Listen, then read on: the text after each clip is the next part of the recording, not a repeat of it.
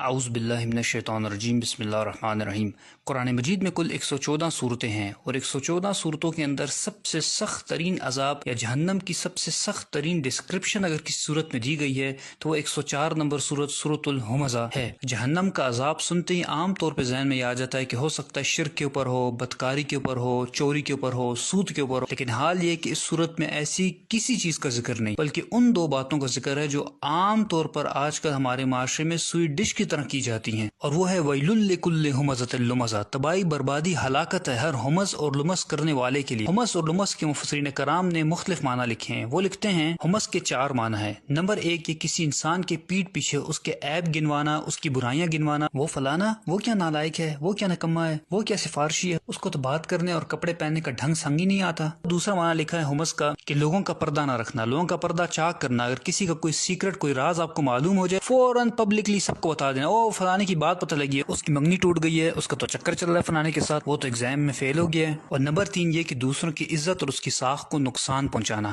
اگر کسی محفل میں کسی کی تعریف ہو رہی ہو تو فوراً سے اس شخص کی کوئی ایسی برائی بیان کر دینا جس سے اس کا امپریشن اس محفل کے اندر خراب ہو جائے۔ یعنی اگر لوگوں کے دلوں میں اس انسان کے لیے محبت ہو، عزت ہو، تو صرف حسد کی بنیاد پر کہ لوگ میری تعریف کیوں نہیں کرے، پھر بچوں کی تعریف کیوں نہیں کرے، اس انسان کی مخالفت شروع کر دینا اور جھوٹی سچی لگا کر لوگوں کے دل اس سے برے کر دینا۔ علامہ آلوسی رحمۃ اللہ لکھتے ہیں کہ جس وقت یہ 3 کام ہوں گے تو اس کا رزلٹ وہ چوتھا کام نکلے گا، اور وہ چوتھا کام کیا ہے؟ الکسر، یعنی توڑنا۔ ان تینوں کاموں کا نتیجہ یہ نکلے گا کہ پھر بعض اوقات رشتہ داری ٹوٹ جائے گی۔ جب آپ ایک انسان کی ہر وقت عیب بیان کریں گے، اس کی کسی برائی پہ پردہ نہیں رکھیں گے، لوگوں کے سامنے ہر وقت اس کا امپریشن خراب کریں گے، تو اس کا خود بخود رزلٹ یہ نکلے گا کہ وہ انسان آپ سے اٹھنا بیٹھنا چھوڑ دے گا اور اس کا سارا گناہ آپ کے اوپر آئے گا۔ چنانچہ رسول اللہ صلی اللہ علیہ وسلم نے ایسے لوگوں کے بارے میں ارشاد فرمایا، مسلم احمد کے اندر حدیث شریف ہے، شرار و عباد اللہ کی مخلوق میں سب سے بدترین انسان کون ہے؟ المشاؤون بالنمیمہ، جو لوگوں کی پیٹ پیچھے ان کی برائیاں بیان کرتے ہیں، ان کی چغلیاں کرتے ہیں، والمفرقون بین الاحبہ، اور آپس میں محبت کرنے والوں کے درمیان نفرتیں پیدا کرتے ہیں، ان کے دلوں کو برے کرتے ہیں ایک دوسرے سے برائیاں کر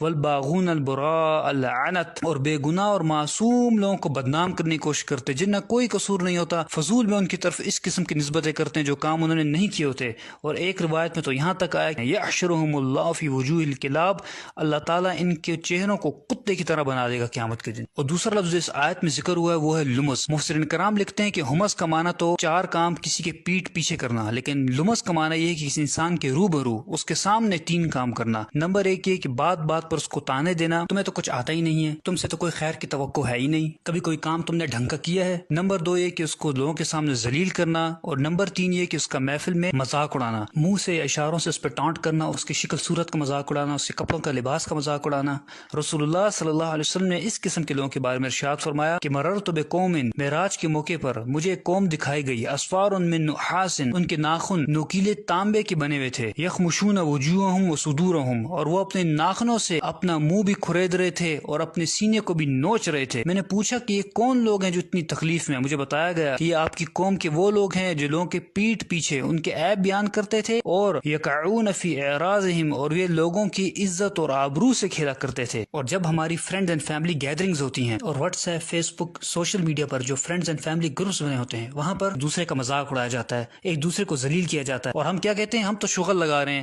ہم تو کٹ لگا رہے ہیں، لیکن ہمیں اس بات کا بالکل احساس نہیں ہوتا کہ ہم کس طریقے سے ایک انسان کا دل دکھا رہے ہیں، اس کی دل ازاری کر رہے ہیں، اس کا مذاق اڑا رہے ہیں، اس کو ذلیل کر رہے ہیں محفل میں، اور جانتے ہیں کہ اگر آپ ایسا کر رہے ہیں تو آپ کا انجام کیا ہوگا۔ ایسے لوگوں کے بارے میں رسول اللہ صلی اللہ علیہ وسلم نے ارشاد فرمایا کہ ان لوگوں کو جہنم کی ایک وادی میں ڈالا جائے گا جس وادی کا نام ویل ہے، ویل واد فی جہنم، یہ جہنم کی ایک وادی ہے، تعوذ منہ جہنم، اور یہ اتنی خطرناک اور گرم ترین وادی ہے کہ خود جہنم اس سے پناہ مانگتی ہے، کل یوم 70 مرہ، 70 دفعہ جہنم خود پناہ مانگتی ہے اس وادی سے کہ یا اللہ مجھے اس سے پناہ میں رکھ۔ ایسے لوگوں کو اس وادی میں اللہ تعالیٰ ڈالے گا۔ اور امام راضی رحمۃ اللہ لکھتے ہیں کہ یہاں جو ذکر ہوا ہے ویل کا، یہ ویل بیسکلی کیا ہے؟ یہ بدوائیہ کلمات ہیں، اور یہ کس کی طرف سے ہیں؟ جب آپ کسی انسان کی عزت ساخت کو نقصان پہنچاتے ہیں، اس کا مذاق اڑاتے ہیں، تو جو اس کی دل و آزاری ہوتی ہے اور وہ جو دل سے بدوا نکلتی ہے، یہاں اس کا ذکر ہے۔ دوسرا معنی وہ لکھتے ہیں کہ یہاں ویل سے مراد ہے کہ اللہ تعالیٰ آپ کو بدوا دے رہے ہیں، آپ یہ کام کر رہے ہیں، ویل لکل ہمزۃ لمزہ، آپ سوچ لیں کہ اللہ تعالیٰ فرما رہا ہے کہ تو تباہ برباد ہو جائے، تو اس قسم کے کام کرتا ہے، تو ایسے انسان کو کیا دنیا میں ملنے والا ہے اور کیا آخرت میں ملنے والا ہے۔ اور اب یہاں اس نفسیات کو بھی سمجھ لیجئے کہ یہ کام کر کرتے کون لوگ ہیں؟ تو اس آیت میں آگے اللہ تعالیٰ نے فرما دیا الذی جمع مالا وعددہ یحسب ان مالہ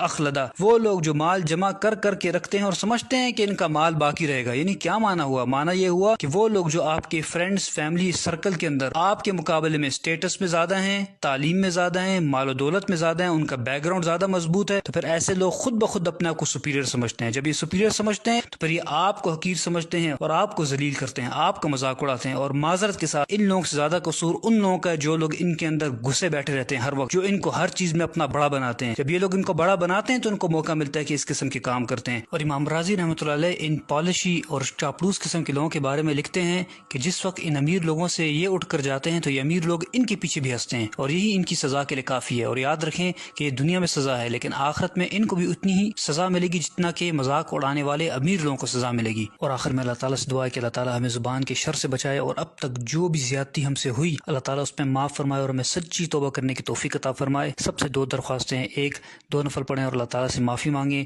دوسرا ان حدیث کو زیادہ سے زیادہ آگے پہنچائیں تاکہ آپ کا بھی صدقہ جاریہ بنے، ہمارا بھی۔ جزاک اللہ خیر۔